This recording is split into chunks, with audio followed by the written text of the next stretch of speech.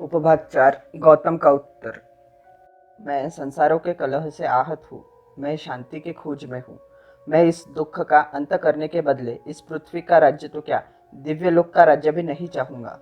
और राजन, यह जो तुमने कहा कि धर्म, अर्थ और काम ही मनुष्य के 3 पुरुषार्थ है, और तुम्हारा यह कहना है कि मैं दुख के मार्ग पर हूँ, तो तुम्हारे तीनों पुरुषार्थ अनित्य है और असंतोषकारक है।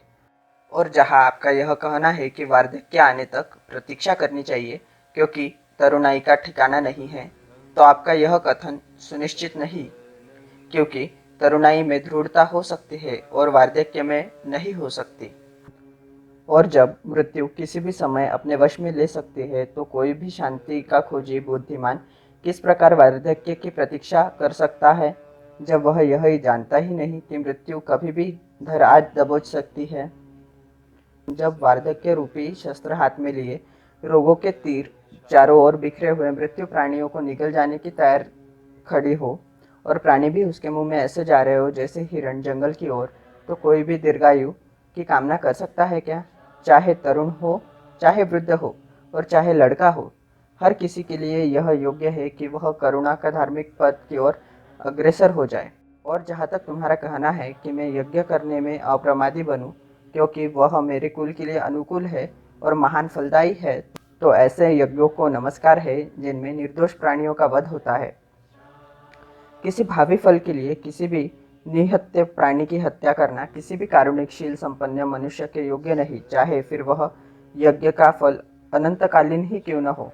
और यदि यह भी स्वीकार न किया जाए कि आत्मसंयम, सदाचार और कामाजित होना ही सद्धर्म का अनुकरण करना है, तो भी यज्ञिक होना ठीक नहीं, क्योंकि यज्ञ यार्म के अनुसार ऊंचे से ऊंचा फल पशुओं की हत्या से मिल सकता है। दूसरों को दुख देकर इसी जन्म में जो सुख आदमी को प्राप्त होता है, वही जब कारुणिक बुद्धिमान पुरुष के लिए काम्य नहीं होता है, तो फिर किसी अदृश्य दूसरे लोक में सुख मिलने की बात कही जाती है, तो उसके बारे में तो कहना ही क्या। मैं अगले जन्म में मिलने वाले किसी फल की आशा से कोई कर्म करने में प्रेरित नहीं हो सकता। हे राजन, मेरे मन को भावी जन्मों की कल्पना में सुख नहीं मिलता, क्योंकि ऐसे कर्मों की दिशा उसी तरह अनिश्चित और अस्थिर है जैसे बादलों से घिरी वर्षा से प्रताड़ित होने वाले किसी पौधे की दिशा। राजा ने हाथ जोड़कर कहा, बिना बाधा के आपका उद्देश्य सफल हो। जब भी आपका जीवन उद्देश्य पूरा हो जाए तो इधर पधारने की कृपा करना। गौतम को फिर अपने राज्य में आने के लिए वचनबद्ध कर वह अपने दरबारियों सहित अपने महल की ओर चला गया। उपभाग 5 शांति का समाचार। जब गौतम राजगृह में एक कुटी बनाकर ठहरे हुए थे, उसी समय 5 दूसरे परिवारजक भी आए और उन्होंने भी पास में ही एक कुटिया बना ली थी। इन 5 परिवारजकों के नाम थे कौंडिन्य, अश्वजित, महानाम, भद्रिक और काश्यप। वे भी गौतम के व्यक्तित्व से प्रभावित हुए और सोचने लगे कि इसकी प्रवृत्ति का क्या कारण होगा। राजा बिंबिसार के भांति उन्होंने भी इसी विषय में प्रश्न किया। जब उसने उन्हें सारी परिस्थिति समझाई जो उसके प्रवर्जित होने का कारण बनी थी, तो उन्होंने कहा, हाँ, हमने यह सुना है, लेकिन क्या तुम जानते हो कि तुम्हारे चले आने के बाद क्या हुआ? सिद्धार्थ का उत्तर था, नहीं। तब उन्होंने उसे बताया कि उसके चले आने के बाद कोलियों से युद्ध ठानने के विरोध में शाक्यों का बड़ा आंदोलन हुआ। आदमियों, औरतों, लड़कों और लड़कियों ने प्रदर्शन किए और जुलूस निकाले। वे नारे लगा रहे थे कि कोलियों और शाक्य भाई भाई है, गौतम के जलावत न हो जाने को याद करो, इत्यादि। आंदोलन का यह परिणाम हुआ कि शाक्य संघ को एक सभा बुलाकर पुनः अपने निर्णय पर विचार करना पड़ा।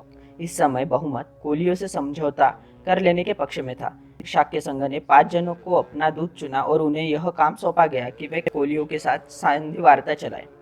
जब कोलियों को इसका पता लगा तो वे बड़े प्रसन्न हुए। उन्होंने भी अपने में से 5 जन चुने जो शाक्यों के दूतों के साथ संधि वार्ता में आए। दोनों ओर के दूत आपस में मिले और दोनों ने तय किया कि एक स्थायी पंचायत की नियुक्ति की जाए और रोहिणी का जल को लेकर कभी यदि कोई भी झगड़ा हो तो इस पंचायत के सामने रखा जाए और पंचायत का निर्णय मान्य किया जाए। इस प्रकार युद्ध का खतरा सदा के लिए शांत हो गया। जो कुछ कपिलवस्तु में हुआ था उससे गौतम को सूचित करने अनंतर परिवारजकों ने कहा, अब तुम किस लिए परिवारजक बने रहते हो? तुम्हें परिवारजक बने रहने की कोई आवश्यकता नहीं है। अब तुम अपने परिवार के लोगों के पास वापस जा सकते हो। सिद्धार्थ का उत्तर था, इस शुभ समाचार से मुझे बड़ी प्रसन्नता हुई है। यह मेरी विजय है। लेकिन मैं वापस घर नहीं जाऊंगा। मुझे नहीं जाना चाहिए। मुझे परिवारजक ही बने रहना चाहिए। गौतम ने उन 5 परिवारजकों से पूछा, तुम्हारा क्या कार्यक्रम है? उनका उत्तर था, हमने तपस्या करने का निश्चय किया है। तुम भी क्यों ना हमारे साथ तपश्चर्या करो। सिद्धार्थ ने कहा, पहले मुझे दूसरे पथों की भी परीक्षा करनी है। तब 5 परिवारजक चले गए। उपभाग 6, समस्या की नई पृष्ठभूमि। 5 परिवारजकों द्वारा लाए गए इस समाचार ने कि शाक्य और कोलियों में युद्ध रुक गया है, गौतम को बड़ा बेचैन कर दिया। अकेला होने पर वह बड़ी गंभीरता से सोचने लगा कि क्या अब भी परिवारजक बने रहने का उसके लिए कोई उचित कारण रह गया है।